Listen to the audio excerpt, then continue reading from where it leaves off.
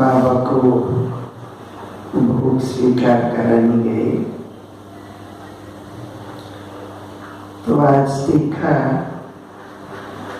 बाबा अपने कुछ अनन्य बच्चों के साथ बैठे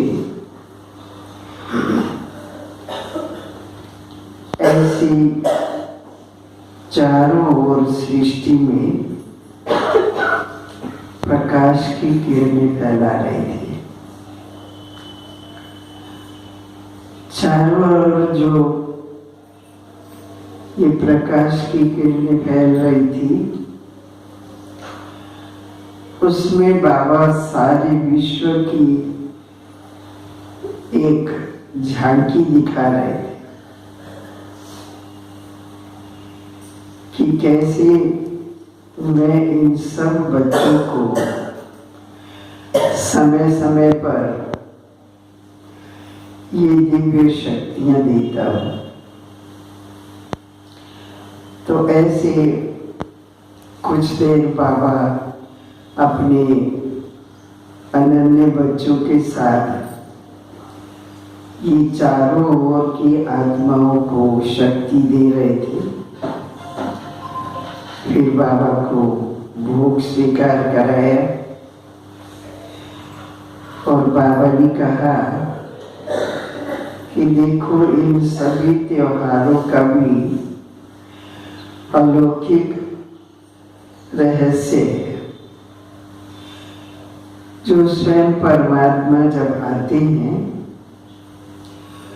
उनके साथ ही तुम बच्चों की जो पाठ चलता है, खेल चलता है, उन सब की ये यादगारें त्योहार के रूप में मनाते हैं। तो आज बाबा ने कहा कि बच्चों ने देखो दिवाली भी मनाई, हम सब त्योहार समय समय पर मनाते रहते हो और आप बच्चे तो अलौकिक रीति से सभी त्योहार मनाते। परमात्मा ने आप सबकी आकर के जो ज्योति जलाई उसकी यादगार में तुम बच्चे सच्ची दिवाली मनाते हो, अपनी आत्मा की ज्योति जलाते हो, साथ साथ में अनेक आत्माओं की ज्योति जलाते हो। तो ऐसे ही बाबा जब आते हैं इस सृष्टि पर तो वो बच्चों को तिलक भी देते हैं। कौन सा तिलक? हाँ, उसकी यादगार में कुछ कहावतें भी हैं। तुलसीदास चंदन घिसे और तिलक देत रघुवीर। तो उसका अर्थ भी क्या है वो तो भक्ति मार्ग की कहानी बता देते, लेकिन तुम बच्चे जब ज्ञान सागर के द्वारा ज्ञान प्राप्त कर लेते हो, उस ज्ञान के आधार से अपने हर कर्म और संकल्प रचते हो, तो बाबा आकर के आप बच्चों को एक तिलक नहीं लगाते, 3 तिलक लगाते। तो कौन से 3 तिलक लगाते? एक तो आत्म स्वरूप की स्मृति का तिलक लगाते और दूसरा तिलक परमात्मा स्मृति का तिलक और तीसरा ड्रामा की स्मृति का। तो ये 3 तिलक से बच्चों के मस्तक को बाबा सजा देते हैं। इन तीनों स्वरूपों की स्मृति में स्थित होकर जितना आप ज्ञान का मनन चिंतन करते हुए परमात्मा स्मृति में रहते हो, उसके आधार से फिर भविष्य में भी आप बच्चों को सतयुगी स्वराज्य का भी तिलक मिल जाता है। देता है स्वयं भगवान ही दिया। जो निराकार राम है शिव बाबा, वो आकर के हम बच्चों को ये 3 तिलक लगाते हैं। इसलिए अमृत वेले बच्चों को उठ करके जब बाबा की याद में बैठते हैं तो पहले अपने को ये 3 तिलक से अपने मस्तक को सजा लो, माना उस स्वरूप में स्थित हो जाओ। उस स्वरूप में स्थित होते ही आप बच्चों को जो 4था तिलक है सतयुगी स्वराज्य का, वो भी याद आ जाता है। तो इसलिए आज बाबा ने कहा कि मैं बच्चों को ये 3 तिलक लगाता हूँ, एक नहीं। फिर उससे 4था तिलक तो अपने आप मिल जाता है। ऐसे कहते हुए आज बाबा ने हर एक को तिलक भी लगाया, उस आत्म स्वरूप में स्थित करा के, और परमात्मा भी विधि है, उसकी याद में स्थित हो जाओ और हमेशा ड्रामा का मनन चिंतन करते रहो। तो ऐसे बाबा ने कहा जब अमृत वेले 3 तिलक की स्मृति आ जाएगी तो दिन भर आप आत्म स्वरूप में स्थित होते हुए दूसरों को भी उसी आत्मिक दृष्टि से देखते हुए और परमात्मा को याद करते हुए जो भी कर्म करेंगे, बोलेंगे, संकल्प करेंगे, वो सब श्रेष्ठ से श्रेष्ठ ही होगा और उससे खुशी मिलती है। यहाँ तो एक दिन तिलक लगाते हैं, बहने भाइयों को तिलक लगाती हैं, तो थोड़े समय की खुशी होती है, फिर भूल जाते हैं। और कलयुगी दुनिया में तो तिलक लगाएंगे भी रस्म मात्र, मन में चाहे वो स्नेह हो ना हो, रस्म है, करना ही है तो वो कर लेते। परंतु तुम बच्चे जो तिलक लगाते हो ये आपका अनादि अविनाशी तिलक है, जिस स्वरूप में स्थित होकर के आप भी खुश रहते हो और सबको हमेशा खुशियों का दान भी देते रहते। तो इसलिए बाबा ने कहा कि ऐसे जो सदा खुशनुमा मेरे बच्चे हैं, 3 तिलक से सजे रहते हैं, सदा खुश रहते हैं, वही ऐसी नई दुनिया, स्वर्ग की दुनिया लाने में मददगार बनेंगे। इसलिए स्वयं भी उस स्वरूप में टिक जाओ और दूसरों को भी देखते हुए उनके साथ कार्य व्यवहार में आते हुए उस स्वरूप में उनको भी बिंदु रूप में देखते हुए तिलक लगाओ। माना आत्म स्वरूप में स्थित हो जो दूसरों को भी उसी स्वरूप में स्थित करा के और सर्व को सुख और खुशियाँ देने वाले की याद में टिका दो। ये है सच्चा टीका लगाना। तो ऐसे बाबा ने आज तिलक लगाया, अपने हाथ से मुख मीठा भी कराया और सभी को आज के प्रिय दूज के दिन की मुबारक भी दी।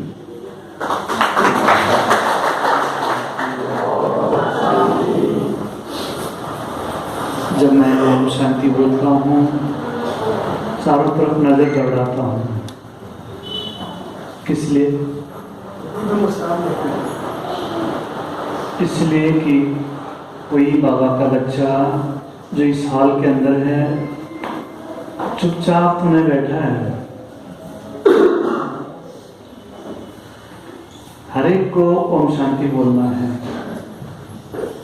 मैं हर बार इसके बारे में थोड़ा बताता हूँ, इसलिए एक बार सभी लोग बोलेंगे ओम शांति। जरा बताइए पहले वाला ओम शांति अच्छा था या अभी वाला? अभी वाला अच्छा था ना? कोई दिक्कत नहीं है। अच्छा को फॉलो करना चाहिए हमें। जो चीज़ अच्छी लगे उसको करना चाहिए। इसलिए जब भी चाहे वो दीदी जी बोले या कोई भी मन से अगर एक बार ओम शांति बोलता है तो आप सभी को प्रेम से ओम शांति जरूर बोलना, क्योंकि मंच में जो होते हैं उनको सब दिखाई पड़ते हैं किसका मुंह चल रहा है नहीं चल रहा है, इसलिए मालूम पड़ता है। कुछ बाबा के बच्चे होते हैं चुपचाप बैठते हैं, कुछ इधर उधर नजर दौड़ाते हैं, नहीं, इस समय में एकाग्र होकर के ओम शांति बोलना है। मैंने सोचा कि आज तो भाइयों का त्योहार है, दीदियां बोले तो अच्छा है, लेकिन फिर स्मृति में आए कि नहीं, आत्म रूप में तो हम सभी भाई हैं, आज सभी का त्योहार है। इस शरीर के रूप में भले हम भाई हैं, लेकिन बाबा ने हमें ज्ञान दिया कि आत्मा रूप में हम सभी भाई हैं। इस त्योहार का मेन आध्यात्मिक रहस्य आप सभी ने संक्षिप्त में सुना। भक्ति मार्ग में क्या गायन है? भक्ति मार्ग में ये कहा गया कि मृत्यु पर विजय है। आप सभी जानते हैं जब दशहरा में रावण को हमने मार लिया, दीपावली में आत्मरूपी दीपक को जगमग कर लिया, तो मृत्यु पर विजय तो हमारी निश्चित है। मृत्यु पर विजय माना बाबा ने मुरली में बताया है, काल कभी नहीं खा सकता, माना अकाले मृत्यु नहीं होगी। बाबा ने गारंटी किया है। सत्युग और त्रेता में उम्र पूरा करके ही हम देह त्याग करेंगे। इसको मृत्यु नहीं कहा जाता, इसको इच्छा मृत्यु कहा जाता है। हम उम्र पूरा करके, ऐसा नहीं कि कोई किसी की मृत्यु हो गई। इसका अर्थ ये हुआ कि हम मृत्यु पर विजय प्राप्त कर लेते हैं, पूरा अपना समय व्यतीत करके तब इस देह को त्यागते हैं। ऐसा अमरत्व को प्राप्त करने वाला ये त्योहार उसकी यादगार में हम सभी मनाते हैं। अभी तपस्वी दीदी ने कहा 7 रंग का टीका लगाना है। ऐसे ही भैया दूज का त्योहार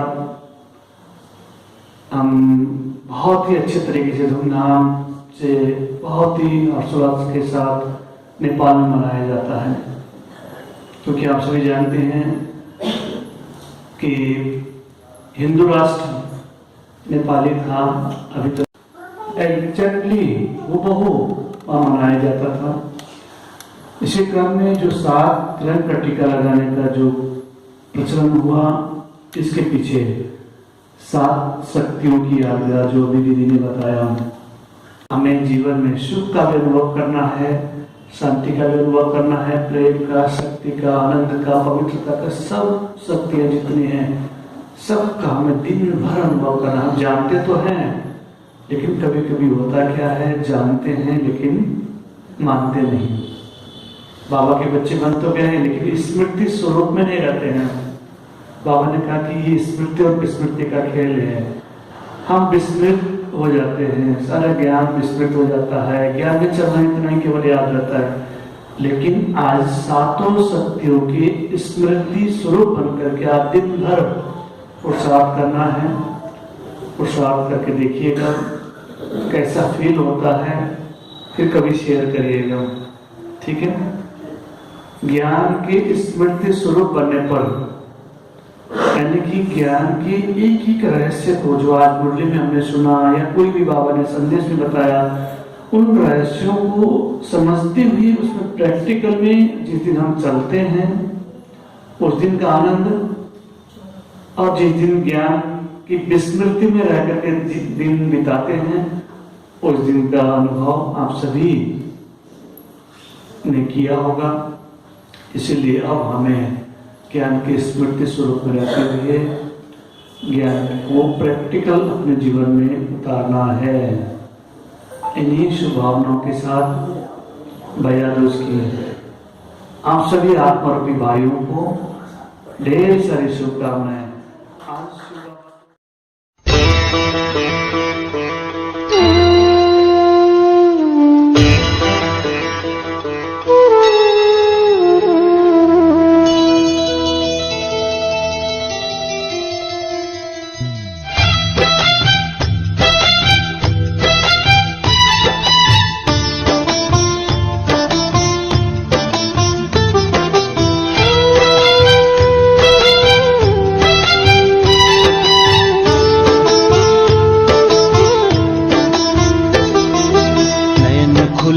आन मिले सामने बाबा, प्यार से लगाया गले आपने बाबा।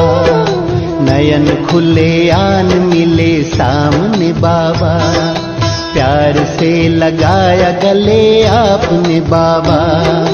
हाथों से दे दिया टीका, मस्तक पे मेरे विजय का, हो मस्तक पे मेरे विजय का। नयन खुले आन मिले सामने बाबा, प्यार से लगाया गले आपने बाबा।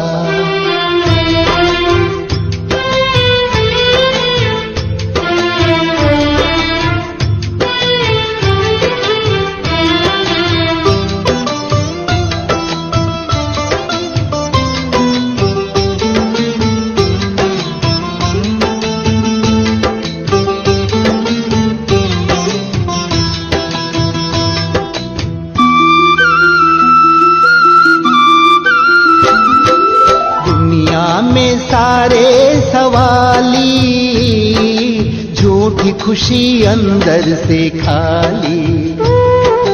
दुनिया में सारे सवाली, झूठी खुशी अंदर से खाली।